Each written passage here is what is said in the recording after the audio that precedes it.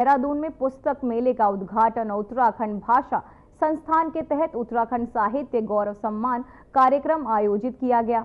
इस मौके पर सीएम पुष्कर सिंह धामी ने सभा को संबोधित किया और क्या कुछ कहा, आइए आपको सुनाते हैं।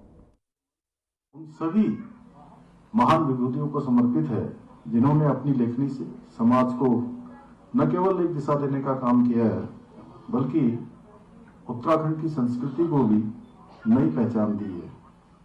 यह हम सबके लिए अत्यंत गौरव का विषय है कि हम आज इस साहित्योत्सव के अंतर्गत उत्तराखंड के सर्वोच्च साहित्यिक सम्मान उत्तराखंड साहित्य भूषण से एक ऐसी विभूति को सम्मानित कर रहे हैं जिनकी लेखनी से साहित्य जगत का प्रत्येक साहित्य प्रेमी परिचित है। सुभाष पंत जी ने न केवल उत्तराखंड बल्कि समूचे हिंदी साहित्य के लिए प्रेरणा के वो स्रोत रहे हैं।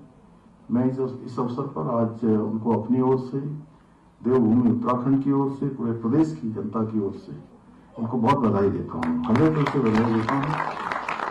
साथ ही इस अवसर पर उन सभी साहित्य साधकों को भी मैं बहुत शुभकामनाएं देता हूँ जो अपनी सृजनशीलता के माध्यम से उत्तराखंड की सांस्कृतिक और साहित्यिक विरासत को समृद्ध करने के साथ साथ नई पीढ़ी को भी उसको सौंपने का काम कर रहे हैं। नई पीढ़ी को अपनी विरासत को आगे बढ़ाने के लिए उनको पीढ़ी दर पीढ़ी सौंपने का काम महत्वपूर्ण कार्य कर रहे हैं।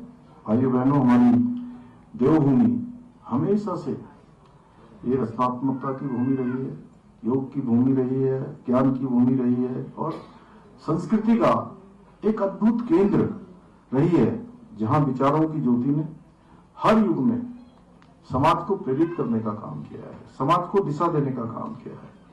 इसी भूमि पर हमारे ऋषि मुनियों ने कठोर तपस्या कर अनेक महान ग्रंथों की रचना की है।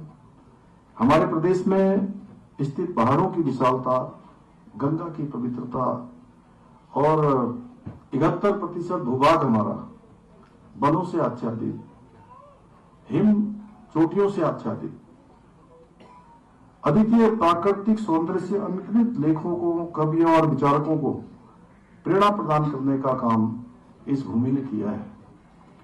गुरुदेव रविंद्रनाथ टैगोर जी ने रामगढ़ की शांति में अपने अमर काव्य रचे। महादेवी वर्मा जी ने हिमालय से संवाद कर अपनी कालजयी रचनाओं को आकार दिया। सुमित्रानंदन पंत जी ने कौसानी की वादियों से देश दुनिया को शब्दों के माध्यम से जोड़ने का काम किया। शिवानी जी ने अपने कथा संसार में उत्तराखंड की संस्कृति और परंपराओं को जीवंत किया, जबकि शैलेश मटियानी जी ने सामाजिक यथार्थ को अपनी लेखनी में पिरोकर पहाड़ का प्रेमचंद कहलाने का गौरव प्राप्त किया।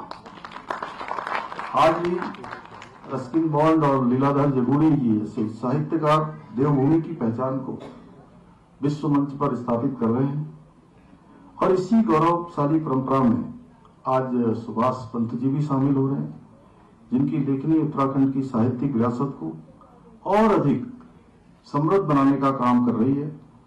भाइयों बहनों, किसी भी समाज का साहित्य ही उसका वास्तविक दर्पण होता है जो उसकी संस्कृति, मूल्यों और विचारों को उजागर करने का काम करता है। और लेखक केवल शब्दों के निर्माता नहीं होते हैं बल्कि समाज के चिंतक होते हैं, मार्गदर्शक होते हैं और प्रेरक होते हैं।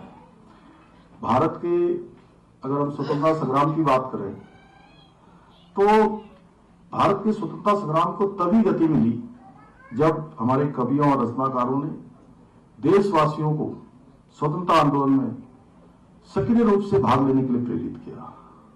उनको अपनी कविताओं के माध्यम से, अपने गीतों के माध्यम से, अपने साहित्य के माध्यम से उनको जोड़ने का काम किया, जागृत करने का काम किया और हमारे राज्य की स्थापना में भी। फिलहाल खबरों में बस इतना ही। मुझे दीजिए इजाजत। नमस्कार।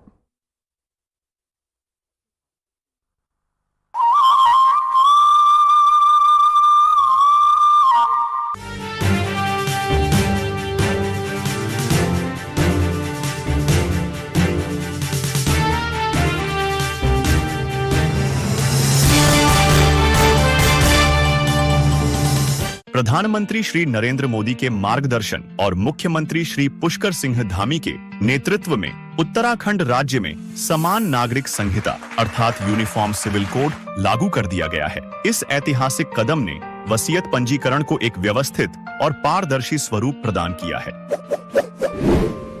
उत्तराखंड राज्य में लागू हुई समान नागरिक संहिता को पोर्टल पर वसीयत का पंजीकरण एक महत्वपूर्ण सेवा है, जिसके माध्यम से नागरिक अपनी वसीयत 3 अलग अलग तरीकों से पंजीकृत करा सकते हैं। इस विकल्प में वसीयतकर्ता को अपनी चल अचल संपत्ति का पूरा विवरण ऑनलाइन फॉर्म में दर्ज कराना होगा।